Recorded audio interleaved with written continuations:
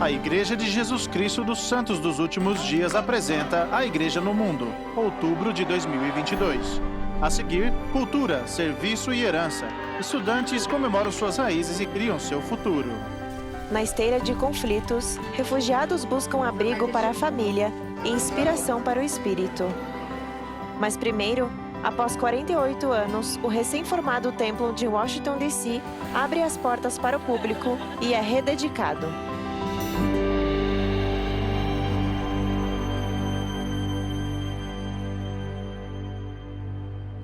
Eles trazem luz para este mundo cada vez mais sombrio, um refúgio contra as tempestades da vida. Os templos de A Igreja de Jesus Cristo dos Santos dos Últimos Dias ajudam os membros fiéis a se achegarem a Deus e a Jesus Cristo com fé e a unir as famílias para a eternidade. Desde seu início, a Igreja Restaurada de Jesus Cristo procurou ativamente construir templos conforme ensinado nas Escrituras. As reuniões dominicais ocorrem nas capelas, mas os templos são o único lugar em que podem ser realizados os mais elevados sacramentos da fé. Nas últimas décadas, a Igreja iniciou um grande projeto com o intuito de tornar a adoração no templo mais acessível às pessoas do mundo inteiro. Nos últimos 4 anos, foram anunciados planos para a construção de 100 templos sagrados pelo presidente da Igreja, Russell M. Nelson. Não se trata do número, nem da localização, nem da arquitetura. São as ordenanças que neles acontecem. E cada templo é um passo sagrado rumo à vida eterna para nós e nossa família. Ao mesmo tempo em que se constroem novos templos, os templos históricos mais emblemáticos da Igreja estão sendo renovados e restaurados. Antes da dedicação dos templos, as pessoas de fora da Igreja têm a chance de ver o interior deles nunca antes visto, como aconteceu no Templo de Washington, D.C., onde cerca de 350 mil visitantes participaram da visitação pública. Após 4 anos de extensa reforma, que não deixou nenhum espaço intocado, o Templo de Washington, D.C., de A Igreja de Jesus Cristo dos Santos dos Últimos Dias, ressurgiu, renovado, rejuvenescido. Suas portas foram abertas ao público para que o vissem antes de sua rededicação. Como parte dos eventos públicos da visitação pública, vários membros do Quórum dos 12 Apóstolos estiveram presentes para orientar 5.000 convidados especiais e explicar o significado da adoração no templo. Os visitantes incluíram líderes religiosos e governamentais proeminentes, bem como a imprensa local e internacional. Ouvi a palavra bem-vindo umas 1000 vezes hoje. É incrível o quanto temos em comum. O simples fato de meus amigos da igreja compartilharem comigo parte de sua filosofia, sua doutrina e a beleza de sua igreja foi uma experiência maravilhosa. Há muitas semelhanças que remetem ao Velho Testamento, entre os santos dos últimos dias e os judeus.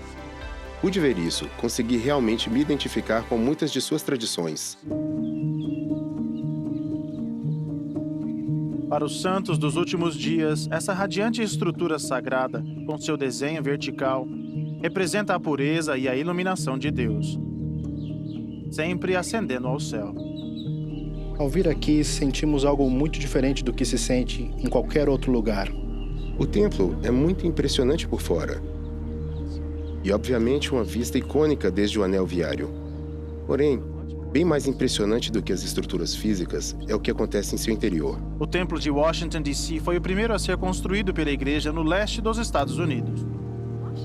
O Templo de Washington, D.C. é um marco icônico aqui na cidade.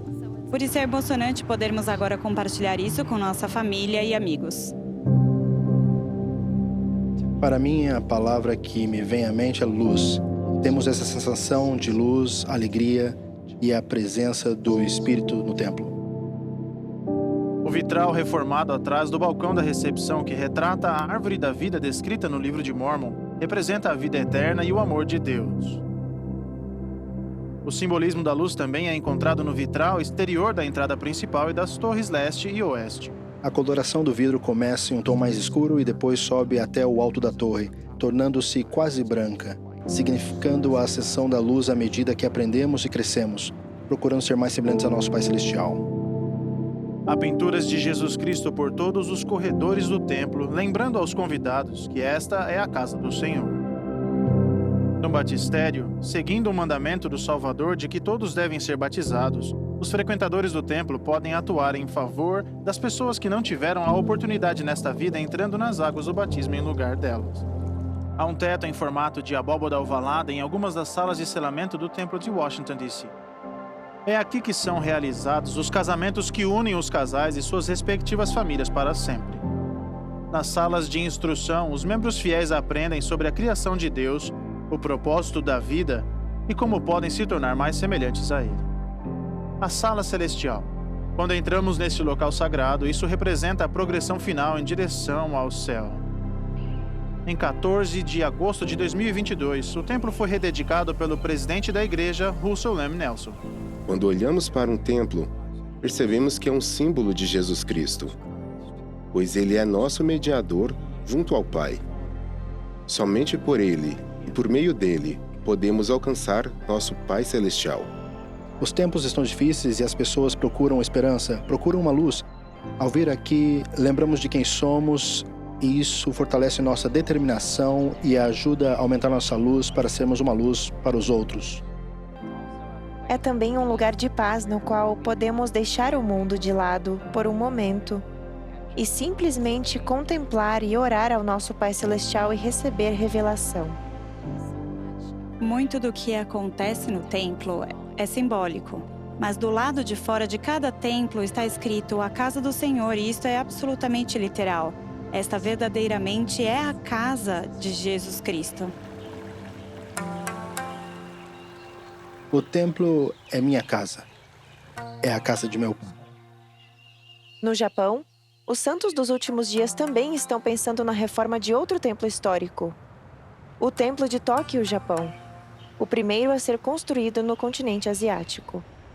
Tóquio, no Japão, é a maior metrópole do mundo, com mais de 37 milhões de pessoas.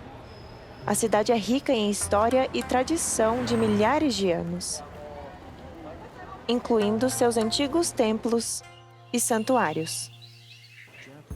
O povo japonês é um povo que frequenta templos. Isso está entrelaçado em sua cultura, faz parte de seu DNA. Em dias especiais, eles visitam um templo ou santuário. Isso tem uma semelhança impressionante com o que nós, santos dos últimos dias, consideramos ser um de nossos ritos e costumes sagrados. Poder ir ao templo. 日本中からたくさんの末日生徒が集まった日本地域総 Em 1975, milhares de pessoas estavam reunidas quando o então presidente da igreja, Spencer W. Kimball, fez o anúncio pelo qual os santos japoneses estavam orando. Nós, portanto, propomos a vocês reunidos aqui que construamos um templo em Tóquio, Japão, para toda a Ásia.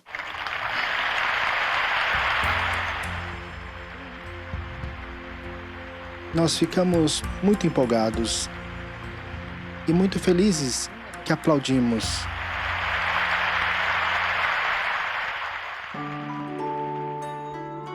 Isso é algo que prezamos e amamos compartilhar as coisas que valorizamos. A partir do momento em que pisamos no terreno do templo, um jardim nos dá as boas-vindas com o som da água corrente. Pedras naturais cercadas por uma delicada vegetação oferecem um lugar para se sentar e refletir, em que somos quase levados de volta no tempo por lanternas Ishidoro originais. Ao entrar no templo, uma sensação de serena elegância invoca um sentimento de reverência. Materiais requintados e móveis refinados ajudam os visitantes a concentrar seus pensamentos em assuntos espirituais. Peças de arte tradicionais retratam a natureza, uma contemplação do poder e da bondade inspiradoras de Deus. O pinheiro na cultura japonesa simboliza a vida eterna. Sentimos uma proximidade, um parentesco com nossos antepassados quando entramos no templo e participamos das ordenanças que lá acontecem. A Sala das Noivas é onde as mulheres podem se vestir em preparação para a ordenança do casamento eterno, conhecida como selamento. A decoração foi inspirada nos padrões tradicionais dos kimonos, como visto no design elegante do tapete. A experiência no templo culmina dentro da Sala Celestial. Há um sentimento sagrado e reverente na Sala Celestial. É um lugar onde podemos contemplar pacificamente e orar silenciosamente. É uma experiência muito pessoal. O templo foi rededicado em julho pelo presidente Henry B. Eyring da primeira presidência. Do outro lado do mundo, no Brasil, mais de 45 mil membros da igreja que moram no Rio de Janeiro aguardavam com grande expectativa a dedicação desse novo marco cristão.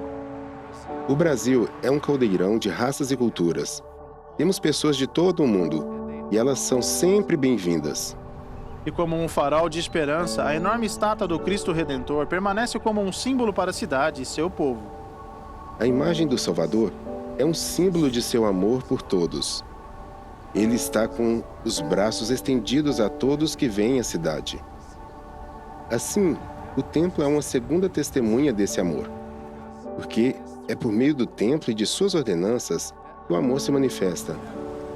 O Elder Ulisses Soares, do Quórum dos 12 Apóstolos, e sua esposa, Rosana, ambos do Brasil, participaram da visitação pública do templo. Eu acho muito importante e maravilhoso, porque nós nos conhecemos aqui no Rio de Janeiro e também servimos missão aqui no Rio de Janeiro. Em ver o progresso. Sempre sonhamos com o templo, mas nunca poderíamos imaginar que nesta época essa bênção estaria disponível para nosso povo. Muitos amigos, muita gente interessada, perguntando quem é esse edifício tão bonito aqui, o que vai ter aqui dentro, né? É o lugar mais sagrado da Terra, o lugar mais especial. Eu imagino e desejo de todo o coração que ao entrar na casa do Senhor, essas milhares de pessoas que virão aqui possam sentir a importância que Deus tem na nossa vida. O Templo do Rio de Janeiro, Brasil, foi dedicado em 8 de maio pelo Elder Gary E. Stevenson, do Quórum dos 12 Apóstolos. Em breve, o programa FSY da Igreja se expande, proporcionando diversão e fé a jovens de todo o mundo. E mais tarde, você terá uma visão detalhada de um momento importante da reforma do Templo de Salt Lake.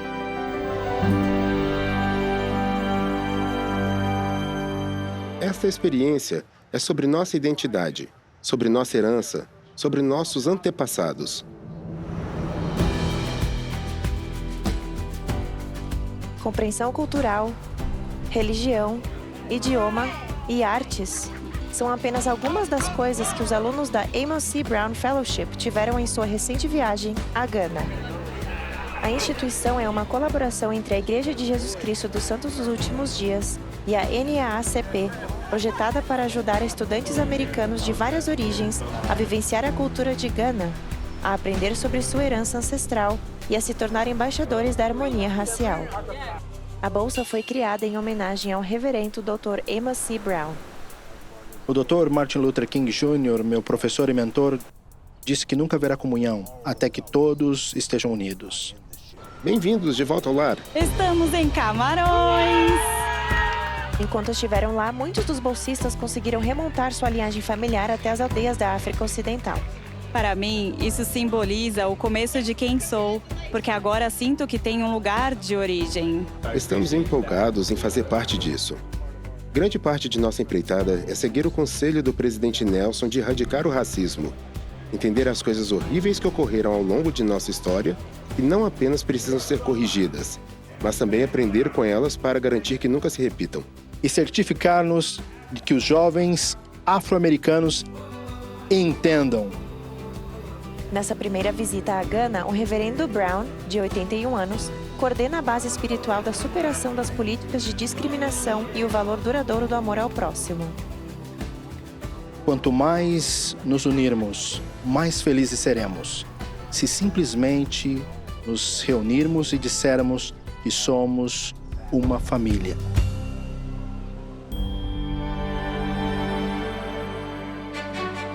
Da Índia à África e do México a San Diego. Este ano, um número recorde de 200 mil jovens está participando das conferências FSY para aprender sobre Jesus Cristo e seu Evangelho. A conferência de jovens é conhecida como FSY e é patrocinada pela igreja.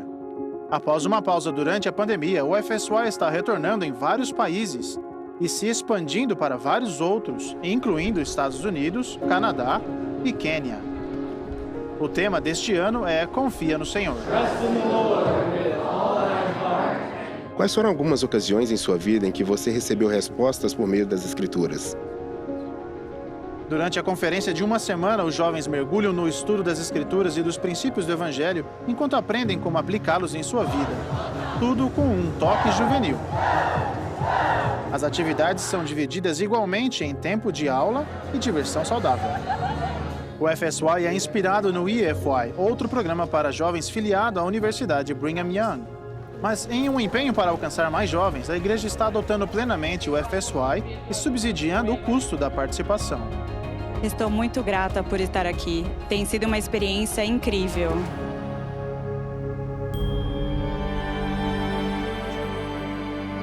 Estamos dando oportunidades para que outras pessoas entrem em nossa vida. Membros da Comissão de Líderes Religiosos de Nova York visitaram Utah em meados de junho. Nova York é inigualável e há fortes comunidades religiosas lá que estão descobrindo como se unir. Esse é um ótimo exemplo de um grupo que descobriu como fazer isso. A igreja cultivou, fez crescer, produziu e enlatou. Os líderes interreligiosos fizeram várias paradas em sua visita, incluindo a Welfare Square, a Biblioteca de História da Família e uma reunião com a primeira presidência na Praça do Templo. Estou deslumbrada e até um pouco emocionada. Acho que todas as paradas foram absolutamente tocantes para mim.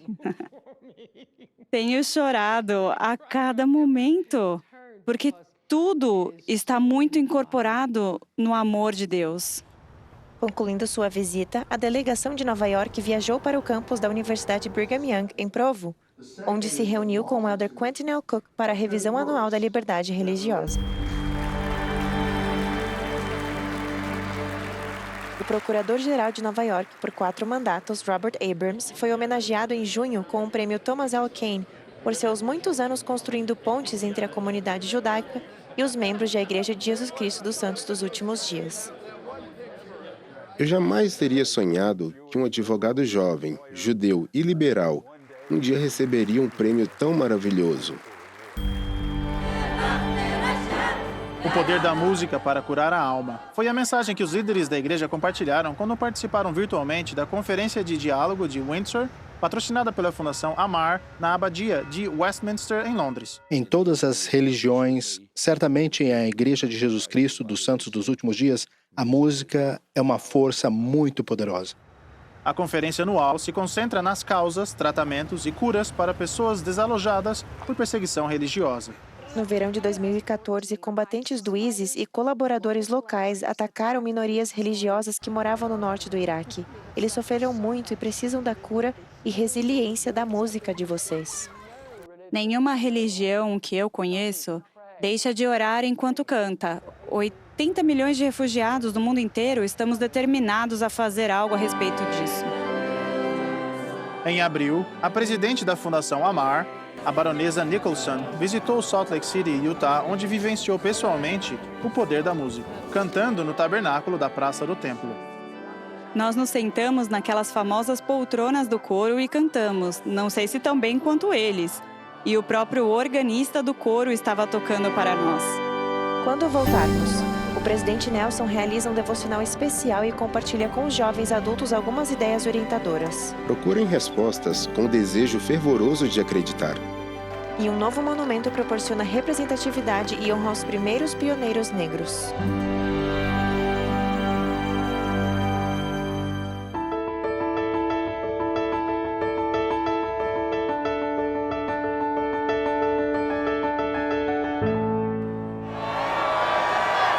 Mais de 24 mil jovens adultos lotaram o centro de conferências da Igreja de Jesus Cristo dos Santos dos Últimos Dias no centro de Salt Lake City, no domingo 15 de maio. Fiquei sabendo que ele falaria sobre o futuro e, sem dúvida, quer alguma orientação para o meu. Em um devocional de 1 hora, que foi transmitido para os jovens adultos do mundo inteiro, o presidente Russell M. Nelson e sua esposa Wendy Nelson compartilharam mensagens específicas para esse momento na vida dos rapazes e moças. Procurem respostas com o desejo fervoroso de acreditar. Aprendam tudo o que puderem sobre o Evangelho e certifiquem-se de recorrer a fontes repletas de verdade para obter orientação. O presidente Nelson incentivou o público em idade universitária a viver o melhor possível. Conheçam a verdade sobre quem vocês são. Foi a primeira vez em pelo menos 2 anos que os jovens adultos foram convidados a se reunir na histórica Praça do Templo. Convido-os a recuperar ou aumentar o que é sagrado em sua vida. E prometo que seu futuro será mais emocionante do que qualquer coisa em que possam acreditar atualmente. Ao me preparar para este discurso, tive a bênção de compreender a importância mundial da liberdade religiosa. Roma, Itália, foi onde ocorreu a segunda cúpula anual da liberdade religiosa de Notre Dame, na histórica Pontifícia Universidade Gregoriana. O presidente Dallin H. Oaks, da primeira presidência, proferiu declarações importantes e marcantes. Se os cidadãos aprenderem a conviver com respeito, apesar das importantes diferenças religiosas, será mais provável que saibam conviver com aqueles com os quais tenham importantes diferenças seculares. O presidente Oaks fez comentários poderosos hoje, nos quais nos lembrou o valor da liberdade religiosa. Este não é um apelo à contemporização doutrinária, mas sim um apelo à unidade e à cooperação na estratégia e na defesa de causa do objetivo comum da liberdade religiosa para todos. O fato de termos alguém da estatura dele valorizando a importância deste movimento com sua participação, creio ser essa a maior honra que ele poderia nos conceder. Na manhã de um belo e claro dia de primavera em Topsfield, Massachusetts, 5 gerações da família Smith foram homenageadas com a dedicação de um monumento em seu nome.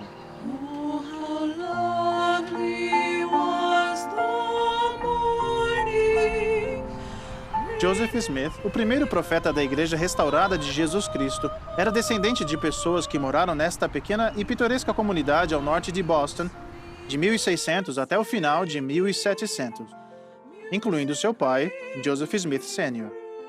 O Senhor estava de olho na família Smith, desde os alicerces da criação da terra.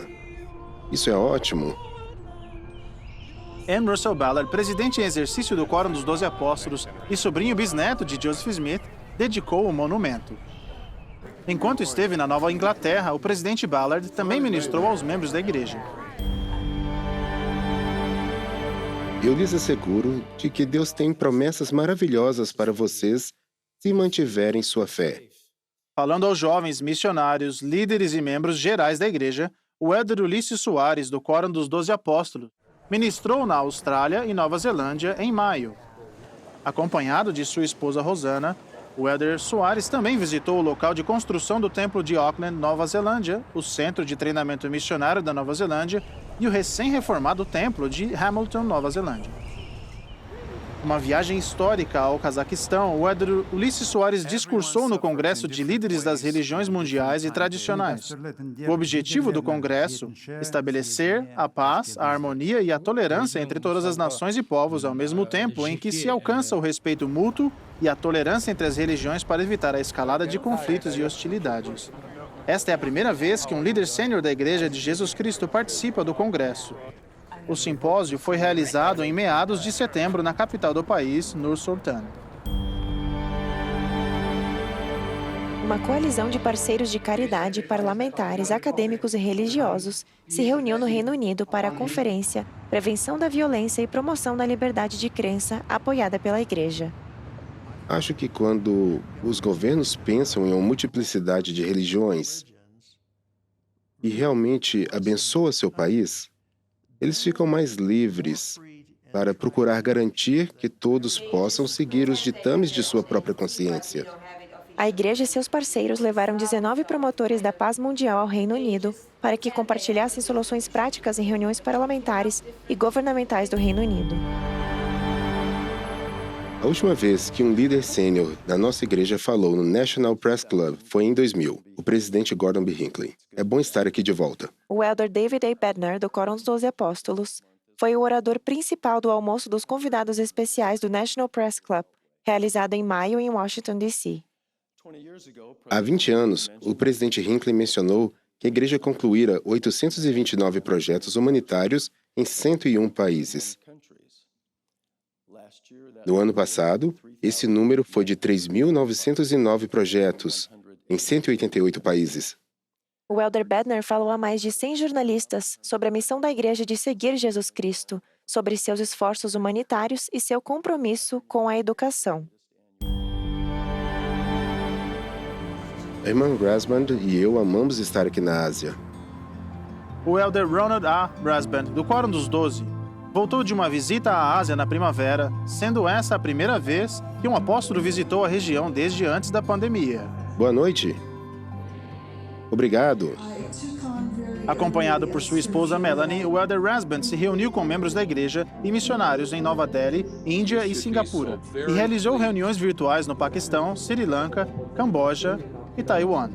Pouco depois de seu ministério na Ásia, o casal Brasband viajou para o continente africano para um ministério de 10 dias.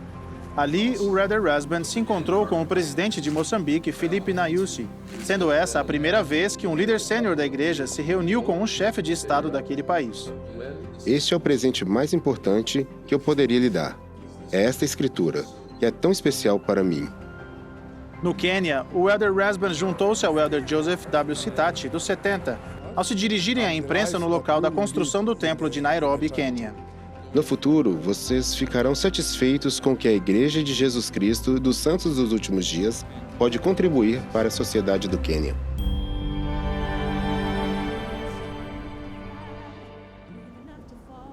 Em comemoração aos primeiros pioneiros que chegaram ao Vale do Lago Salgado em 1847, o presidente M. Russell Ballard, do Quórum dos 12 Apóstolos, fez a oração dedicatória de um novo monumento.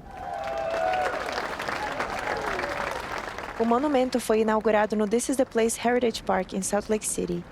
Ele homenageia as contribuições dos pioneiros afro-americanos livres e escravizados que se estabeleceram em Utah, incluindo Green Flake, os irmãos Hark Wales e Oscar Smith, e Jane Manning James. Para nossos antepassados pioneiros negros, trazemos nossa paz, nossa reverência, nossa alegria. Esse primeiro grupo de pioneiros de 1847 jamais será esquecido. Tenho grande afeto por todos os filhos de nosso Pai Celestial. O presidente Ballard estava acompanhado por outro apóstolo, o Elder D. Todd Christofferson. Foi um sentimento poderoso que todos nós tivemos. Agora que todo mundo tem a oportunidade de conhecer nossa história, é incrível. O monumento foi viabilizado por meio de doações particulares. Será um lugar de aprendizado, reflexão e cura. Quando retornarmos, em meio a incertezas e conflitos armados, o Elder Dieter F. Uchtdorf ministra aos refugiados na Polônia. E as doações da igreja de cozinhas móveis, material escolar e água potável abençoam a vida de inúmeras pessoas.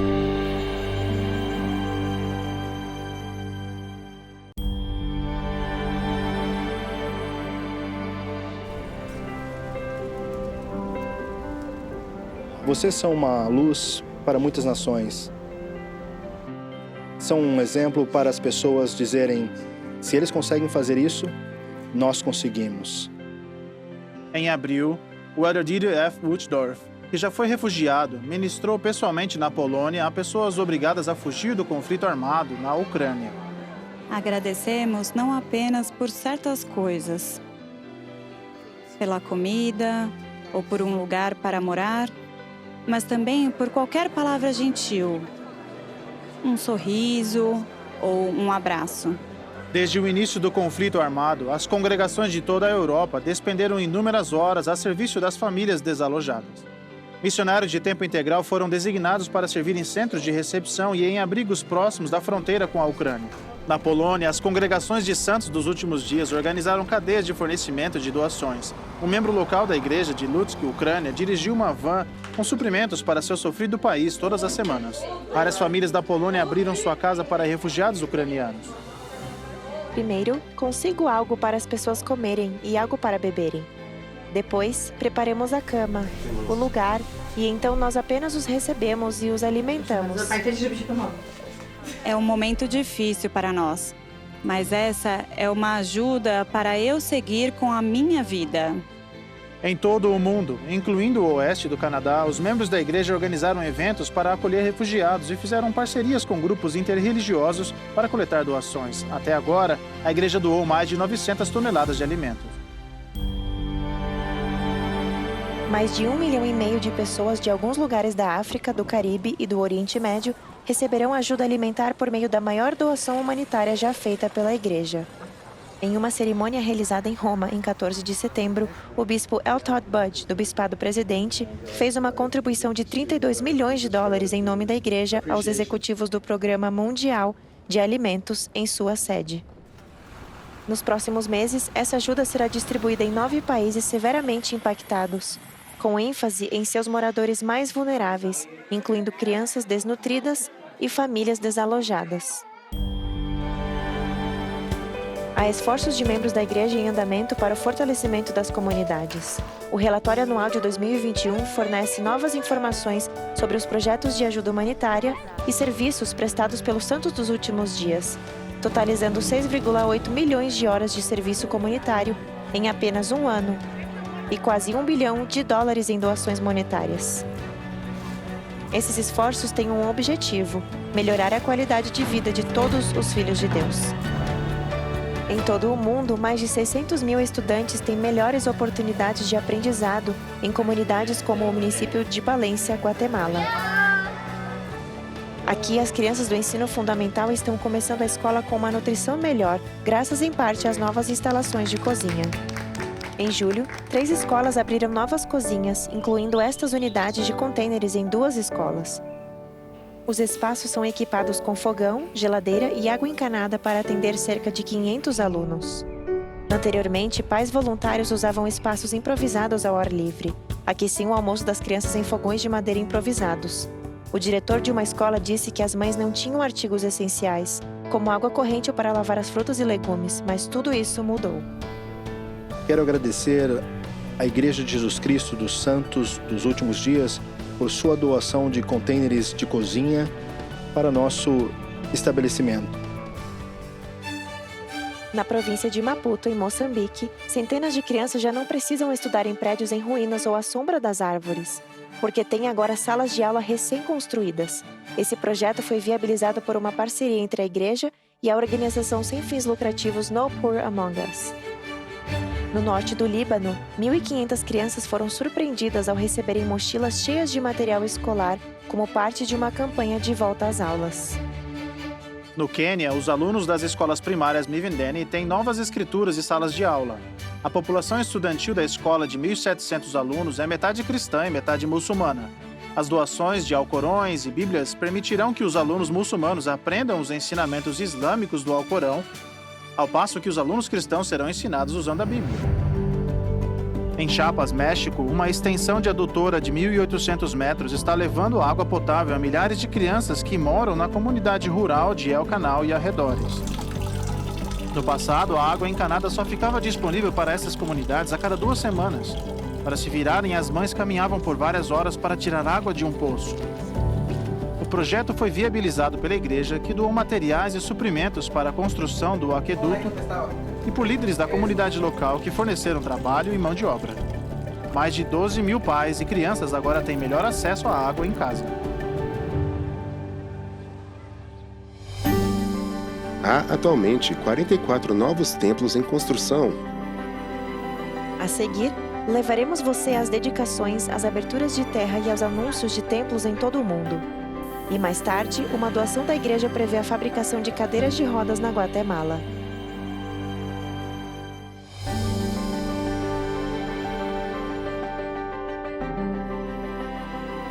Há atualmente 44 novos templos em construção. Mais templos estão sendo reformados. Na Conferência Geral de abril de 2022, o presidente Russell M. Nelson anunciou planos para a construção de 17 novos templos pelo mundo. Em Wellington, Nova Zelândia, Brazzaville, República do Congo, Barcelona, Espanha, Birmingham, Reino Unido, Cusco, Peru, Maceió e Santos, Brasil, São Luís Potosí e Cidade do México, Benemérito, México, Tampa, Flórida, Knoxville, Tennessee, Cleveland, Ohio, Wichita, Kansas, Austin, Texas, Missoula, Montana, Montpelier, Idaho e Modesto, Califórnia. Além dos novos templos anunciados, vários templos foram dedicados.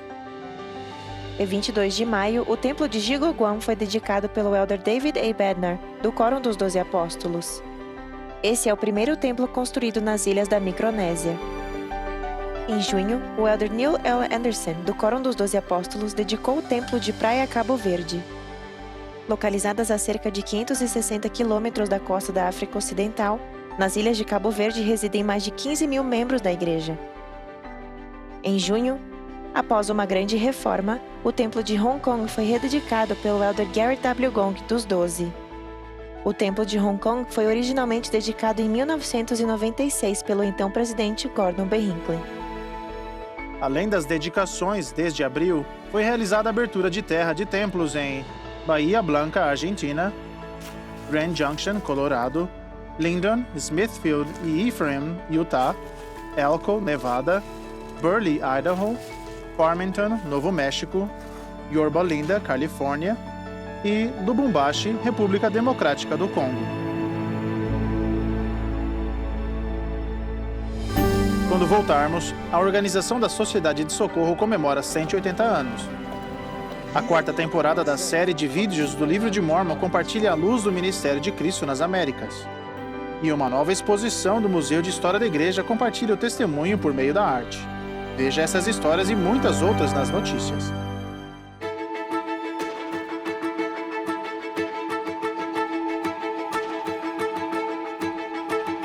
A Organização da Sociedade de Socorro da Igreja está comemorando seu aniversário de 180 anos.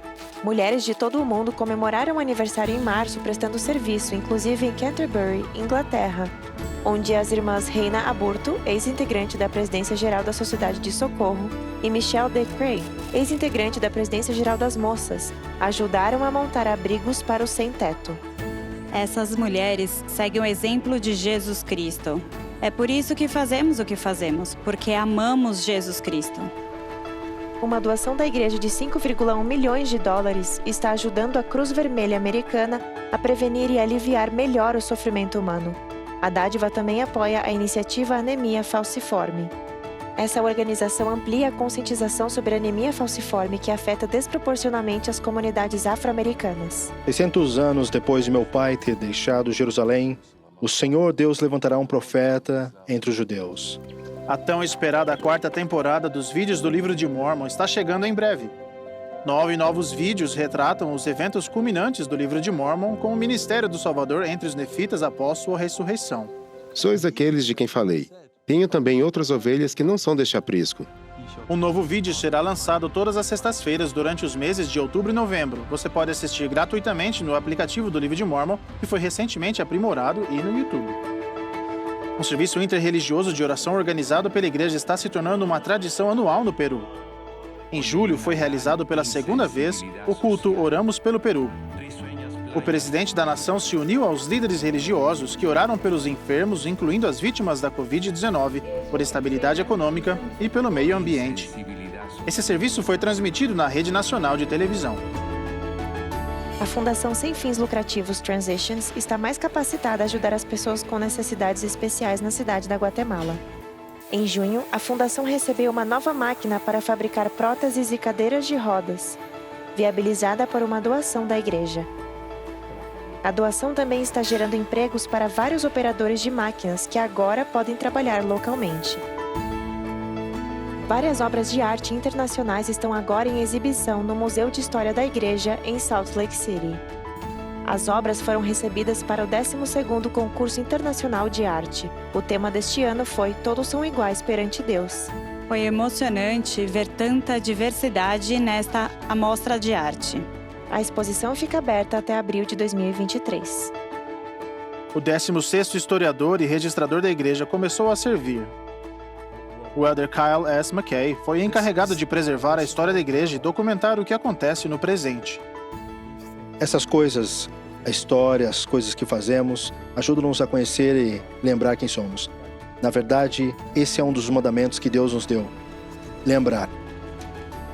Nessa importante responsabilidade, o Elder McKay espera continuar os esforços da igreja em ser transparente em relação a projetos como os documentos de Joseph Smith e a história narrativa da igreja em 4 volumes santos.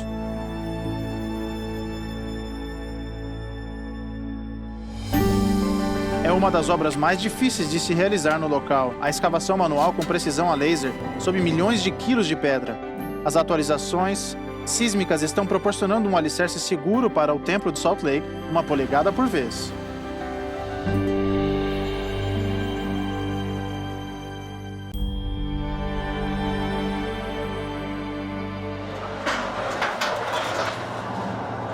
É um dos trabalhos mais ousados na construção e um dos mais difíceis.